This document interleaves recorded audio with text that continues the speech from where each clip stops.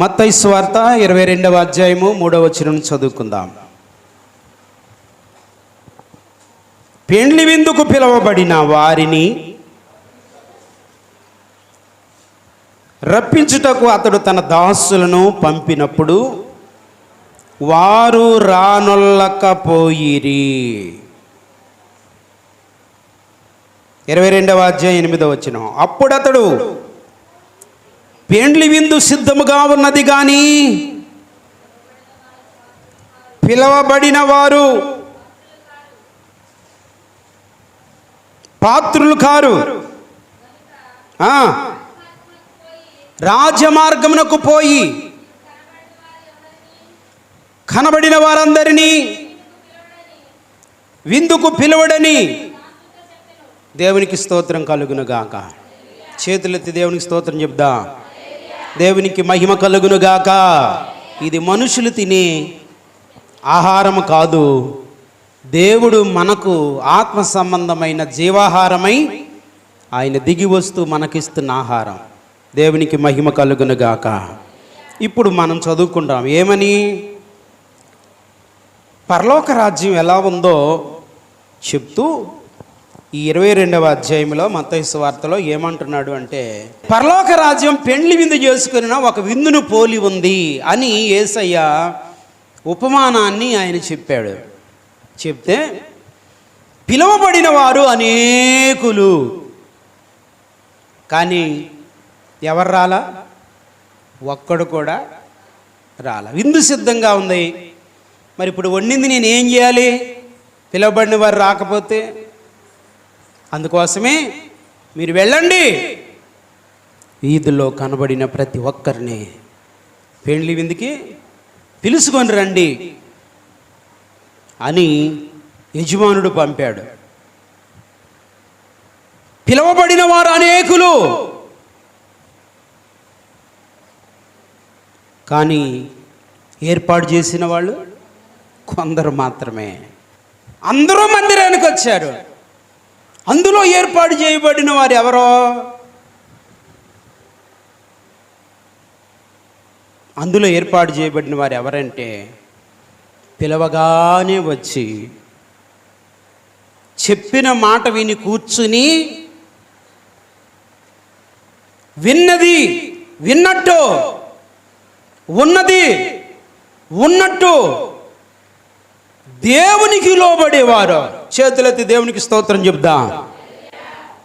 ఈరోజు నేను ఒక మాట చెప్తున్నా, నువ్వు మందిరానికి రావడం చాలా ప్రాముఖ్యం.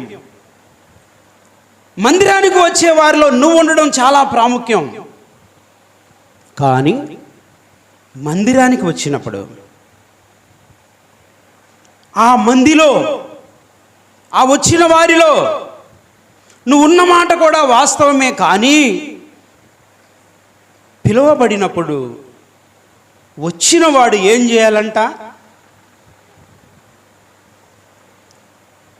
లోబడాలి. దేవునికి మహిమ కలుగునుగాక. పిలువబడిన వారు ఏం చేయాలి? లోబడాలి. పిలువబడిన వారు ఎప్పుడైతే లోబడతాడో అప్పుడు పిలిచిన వాడు ఏం కావాలన్నా వడ్డిస్తాడు. దేవునికి మహిమ కలుగునుగాక. పిలిచారో గౌరవప్రదంగా వచ్చి కూర్చున్నాడు. ఏం చేస్తాడు? బల్ల తీసుకొస్తాడు, ఎదురుగు పెడతాడు, బల్ల మీద పేపర్ వేస్తాడు, పేపర్ మీద ఇస్త్రాకు వేస్తాడు, ఇస్త్రాకుని శుభ్రంగా గడిగిస్తాడు, నిషేధులు గడిగిస్తాడు, చక్కగా విందు చేయడానికి అవకాశం ఇస్తాడు. దేవునికి మహిమ కలుగునుగాక. ఎందుకు ఇవన్నీ జరిగాయి అంటే, పిలిచినప్పుడు ఆ యజమానుడి మాట విని వచ్చిన వాడు ఏం చేశాడు? లోబడి కుర్చీ మీద కూర్చున్నాడు, పెట్టినది సంతోషంగా తిన్నాడు. వెళ్ళేటప్పుడు చాలా బాగా చేశారండి వంటలు, ఎవరితో చూపించారు ఏంటి, చాలా బాగున్నాయి అనగానే ఆ యజమానుడు పొంగిపోతాడు. దేవునికి మహిమ కలుగునుగాక. అయితే ఇక్కడ నేను చెప్పాల్సిన మాట ఏంటి అంటే, పిలవగానే మీరు మందిరానికి వచ్చిన మాట వాస్తవమే, పిలవగానే దేవుని సన్నిధిలో ఉన్న మాట వాస్తవమే. మరి ఆయన మాట వినేవారిగా ఉన్నారా? మాట్లాడాలి. ఆయన మాట వింటే ఏం జరుగుతుందో ఒక మాట నేను మీకు గుర్తు చేస్తాను. మత్తయి సువార్త 7వ అధ్యాయము 24వ వచనం. కాబట్టి ఈ నా మాటలు విని వాటి చొప్పున చేయు ప్రతివాడు బండ మీద తన ఇల్లు కట్టుకొనిన బుద్ధివంతుని పోలి ఉండునో. వానలు వచ్చాయి, వరదలు వచ్చాయి, గాలి ఇసిరి ఆ ఇంటి మీద కొట్టినా కానీ ఆ పునాది బండలో ఉన్న కారణాన్ని బట్టి అది కదలలేదు. చప్పట్లు కొట్టి దేవునికి స్తోత్రం చెప్తా. సిమెంటు ఒక బండరాయిలాగా అయిపోతుంది కదా. 24 గంటల కాల వ్యవధిలో చక్కగా సిమెంట్ తోటి మన ఇంటి పునాది వేసినప్పుడు ఎలాగ 24 గంటల్లో సెట్ అయిపోయి ఒక బండరాయిలాగా ఆ ఇంటిని స్థిరపరుస్తుందో, దేవుని మాట ఇప్పుడు ఎలాంటిది అంటే, ఇదిగో ఈ బండ కంటే కూడా ఎక్కువైన స్థిరము కలిగినది. దేవునికి మహిమ కలుగునగాక. ఇంతకీ బండ మీద పునాది వేయాలి. ఆ బండ మీద పునాది వేసిన ఇల్లు గాలి వానలకు, తుఫాన్లకు, వచ్చినటువంటి ప్రతి అలచడిని తట్టుకోగలిగి నిలబడగలుగుతుంది. ఏది చెప్పండి? మనము కట్టుకునే ఇల్లు, వేసిన పునాది కలిగిన ఇల్లు. దేవునికి మహిమ కలుగునగాక. అయితే 2 రకాల ఇళ్ళు ఉన్నాయి. ఒకటి భౌతిక సంబంధంగా మనం కట్టుకునే ఇల్లు, రెండవది ఆత్మ సంబంధంగా మనం కట్టుకునే ఇల్లు. ఇప్పుడు యేసయ్య మాట మనం విన్నప్పుడు ఏ ఇల్లు స్థిరపడుతుంది? యేసయ్య మాట విన్నప్పుడు ఆత్మ సంబంధమైన మన జీవితము స్థిరపడుతుంది. రెండవది, యేసయ్య మాట విన్నప్పుడు ఆత్మ సంబంధమైన ఈ జీవితం కలిగిన వాడు అడుగు పెడితే ఆ గృహము కూడా స్థిరపరచబడుతుంది. దేవునికి మహిమ కలుగునగాక. దేవుని మాట వినిన వారు ఎక్కడ అడుగు పెట్టినా, దేవుని మాట వినిన వారు, జీవితం స్థిరంగా లేని వారు ఎక్కడ అడుగు పెట్టినా గజిబిజి, గందరగోళం. ఏంటక్క నిన్నదాకా ఇంట్లో మాట బయటికి రాలేదు, ఇవాళ ఏంటి ఇల్లు అంత అడావుడు ఉందంటే, ఏం చేస్తావు అక్క, మా మేనమామ ఒకటి చచ్చిండు, వెళ్తా కూసేపు ఉండి వెళ్దామని వచ్చినోడు ఉంటే అట్ట బాగుండక్క, ఇల్లంతా గందరగోళం చేసేసిండక్క.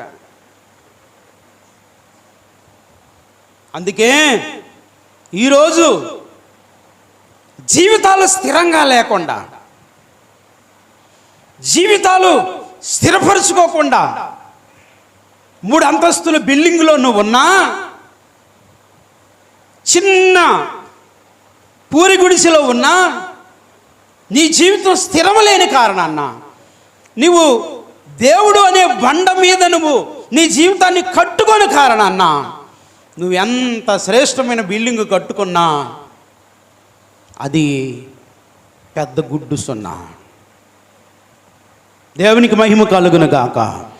అందుకే ఈరోజు నేను మీకు గుర్తు చేస్తున్నా, దేవుడు పిలిచినప్పుడు నువ్వేం చేయాలంటే లోబడాలి. అలా లోబడినటువంటి వారు బైబిల్లో ఉన్నారు. ఆది కాండం నుండి ప్రకటన గ్రంథం వరకు లోబడిన భక్తులు శ్రేష్టమైన ఆశీర్వాదాలు దేవుని చేతిలో పొందారు. దేవునికి స్తోత్రం.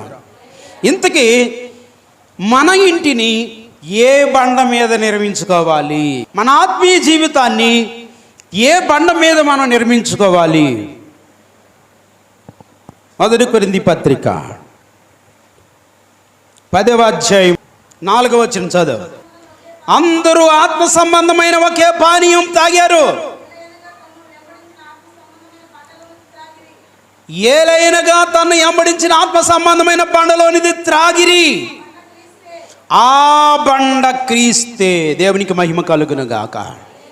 అమ్మా, సిమెంటు అనే బండ, శ్రేష్టమైన ఇంకా అధునాతనమైనటువంటి బండ మీద నీ ఇల్లు కట్టుకుంటే భౌతిక సంబంధమైన ఇల్లు ఏ విధంగా శ్రేష్టమైనదిగా ఉంటుందో, ప్రతి వ్యక్తి యేసు అనే ఈ బండ మీద ఇల్లు కట్టుకుంటే గాలివానలు వరదలు వచ్చినప్పుడు ఈ ఇల్లు ఎలా స్థిరంగా ఉంటుందో, కష్టాలు, ఇరుకులు, ఇబ్బందులు, ఆర్థిక, మానసిక, ఆత్మీయ బలహీనతలు వచ్చినప్పుడు ఈ ఆత్మ సంబంధమైన ఇల్లు కూడా దేవునిలో స్థిరముగా ఉండునుగాక.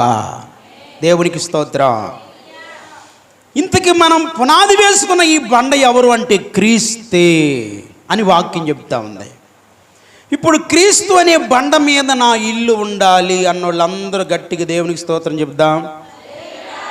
ఇంకా మరి ఇంతకు ఆయన మాట వింటున్నారా? ఈ దేవుని మాట వినడం అంటే దేవుని మందిరానికి రావడం. ఈ దేవుని మాట వినడం అంటే దేవుని వాక్యానుసారంగా జీవించాలని ఆశపడటం. ఈ దేవుని మాట వినడం అంటే ప్రార్థించడం. ఈ దేవుని మాట వినడం అంటే ఆత్మీయ విషయాల్లో ఒక శ్రేష్టమైన నమ్మకత్వాన్ని నువ్వు కనపరుచుకోవటం. ఇవి కాకుండా నేను దేవుని మాట వింటున్నాను, శనివారం మిస్సు, నేను దేవుని మాట వింటున్నాను, ఆదివారం అప్పుడప్పుడు, నేను దేవుని మాట వింటున్నాను, వాక్యం నాకు కుదరట్లా చదవటానికి, నేను దేవుని మాట వింటున్నాను. మాయా, నిన్ను నీవు భ్రమపరుచుకుంటున్నావు. అందుకే ఈ శ్రేష్టమైన వేళ నేను మీకు గుర్తు చేసేది ఏంటంటే, అనేకులు దేవుడు పిలుస్తున్నాడు. ప్రభు రక్షకుడు, ఆయన నమ్మండి, మీ జీవితాలు బాగు చేసుకోండి, మీరు మారండి అని అందరిని పిలుస్తున్నాడు. కానీ ఆయన ఏర్పాట్లో ఉన్నవారు కొద్ది మంది. అంటే ఆ కొద్ది మందిలో నేనుండాలి అని నువ్వు అనుకోవాలి. దేవునికి స్తోత్రం. అందరూ బాగుండాలి, అందులో ఉండాలి, బాగానే ఉంది. అందరూ మందిరానికి రావాలి, అందులో నేను ఉండాలి, బాగానే ఉంది. ఇప్పుడు మాటినే కొద్ది మందిలో నీవు ఉన్నావా? ఈ చెవుని ఇని ఈ చెవుని ఇడిచిపెట్టే బ్యాచ్లో ఉన్నావా? కొద్ది మందిలో ఏర్పాటు చేయబడిన వారిలో నువ్వుంటే నువ్వేం కాబోతున్నావో ఇంకొక మాట కూడా గుర్తు చేస్తాను. ఒకటి, ఆయన పిలుపుకు లోబడిన కొందరి ప్రత్యేకించబడిన వారిలో నువ్వు ఉంటే నువ్వు ఆయనకు లోబడి ఉంటావు. రెండవది, నీవు ఆయనలో ఉంటే ఏమై ఉంటావు? తగ్గింపు కలిగి ఉంటావు. నేను మత్తయి సువార్తలోని 15వ అధ్యాయంలో నేను మీకు ఇదివరకునే చదివించాను. ఎవరా స్త్రీ? 15వ అధ్యాయంలో ఉంది. ఎవరా స్త్రీ? 22వ వచనం అనుకుంటాను. ఒకసారి చదువుదామా? 25వ వచనం. అయినను ఆమె వచ్చి, మత్తయి సువార్త 15వ అధ్యాయము 25వ వచనం. అయినను ఆమె వచ్చి ఆయనకు మొక్కి, ప్రభువా నాకు సహాయము చేయమని అడిగాను. అందుకు ఆయన పిల్లల రొట్టె ముక్కలు తీసుకొని కుక్క పిల్లలకు వేయటం కాదని చెప్పగా, నిజమే ప్రభువా. 27వ వచనం.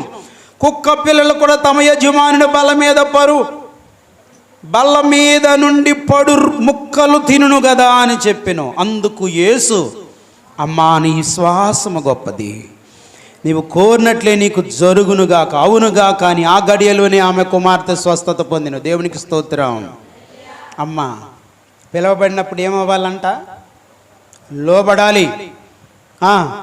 ఇంకా ఏం చేయాలంట? ఎంతగా లోబడాలంటే నిన్ను నీవు తగ్గించుకోవాలి. ఎక్కడి వరకు తగ్గించుకోవాలి? ఎవరు ఈ స్త్రీ? కానాను స్త్రీ, దేవుణ్ణి నమ్ముకున్న స్త్రీ కాదు. ఏమి తగ్గింపు ఏ రేంజ్లో ఉందో తెలుసా?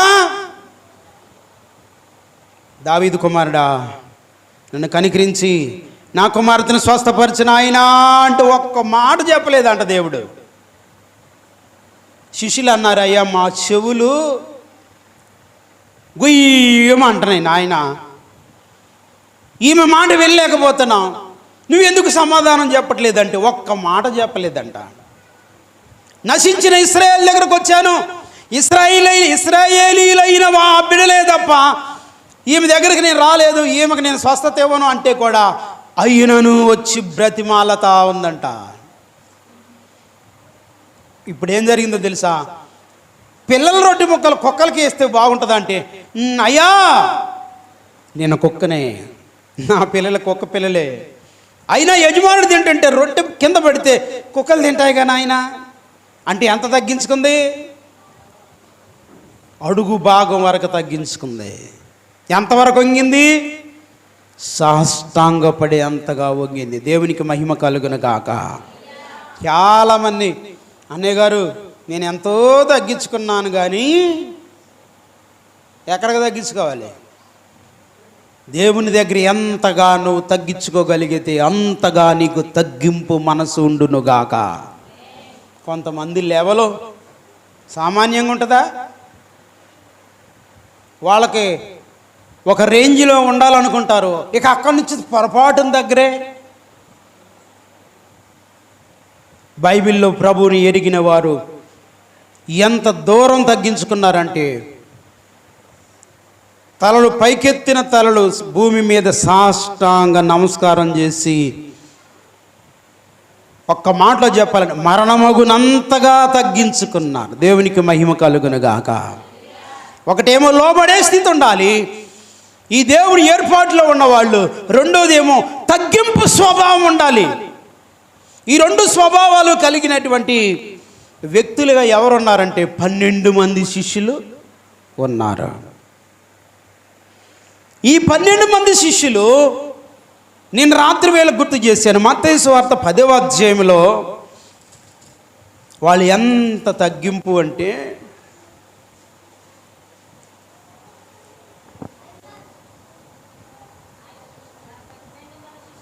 ఆయన తన 12 మంది శిష్యులను పిలిచి, మత్తయి సువార్త 10వ అధ్యాయము 2వ వచనం ప్రారంభం చదివితే బాగుంటుంది. ఆయన తన 12 మంది శిష్యులను పిలిచి అపవిత్రాత్మలు ఎల్లగొట్టుటకు, ప్రతి విధమైన రోగమును, ప్రతి విధమైన వ్యాధిని స్వస్థపరచుటకు వారికి అధికారం ఇచ్చెను. చాలు, దేవునికి మహిమ కలుగునుగాక. ఇక ఆ తర్వాత 12 మంది పేర్లు ఉన్నాయి. ఇప్పుడు దేవుడు పిలిచాడు ఎంతమందిని? సర్వలోకాన్ని పిలిచాడు. లోబడిన వారు వచ్చారు. ఏం చేశారు? యేసయ్య దగ్గర వాళ్ళు ఏం చేశారు? తగ్గింపు మనసు కలిగి ఉన్నారు. 2 ఏం చేశారు? ఎంత లోబట్టమంటే నేను కుక్కనే అన్నంత లోబడిన అనుభవంలో ఉన్నారు. తగ్గింపు కలిగి ఉన్నారు, లోబడిన అనుభవంలో ఉన్నారు. అంటే వినయ విధేయతతో దేవునిలో ఉండి వారి జీవితాన్ని ప్రభువులో కట్టుకోవాలనుకున్నారు. దేవునికి మహిమ కలుగునుగాక. అంతే. ఇక పిలవగానే లోబడిన వారిని, తగ్గింపు కలిగిన వారిని దేవుడు దేనితో నింపుతున్నాడో మనం చూస్తే, అపవిత్రాత్మలను ఎల్లగొట్టుటకు. ఇయాలు నాకు పోతాయి అన్నోళ్ళు చేయొద్దండి, అసలు నేను రక్షించబడ్డాను అన్నోళ్ళు చేయొద్దండి.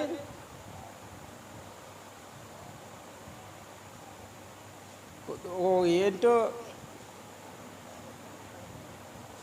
అంటున్నారు. మరి ఓపిక లేదా, లేకపోతే అనుమానమా, ఏదైనా తిడతానని భయమా తెలియట్లే నాకు. రక్షించబడిన వారు ఏమవ్వాలి? వారు ఎవరు? పిలవబడిన వారు. మందిరానికి వచ్చిన వారు పిలవబడిన వారు. రక్షించబడిన వారు ఎవరు? లోబడిన వారు, తగ్గింపు కలిగిన వారు. ఇప్పుడు ఈ లోబడిన, ఈ తగ్గింపు కలిగి దేవుని మాట చొప్పున బ్రతకాలి అని రక్షణ పొందినటువంటి మనల్ని దేవుడు ఏం చేయబోతున్నాడు తెలుసా? వరాలతో నింపబోతున్నాడు. చేతులెత్తి దేవునికి స్తోత్రం చెబుదాం. ఫలాలతో నింపబోతున్నాడు. దేవునికి స్తోత్రం. నిన్ను ఖాతాపోతా లేని చెట్టులాగా ఉంచడం దేవునికి ఇష్టం లేదు.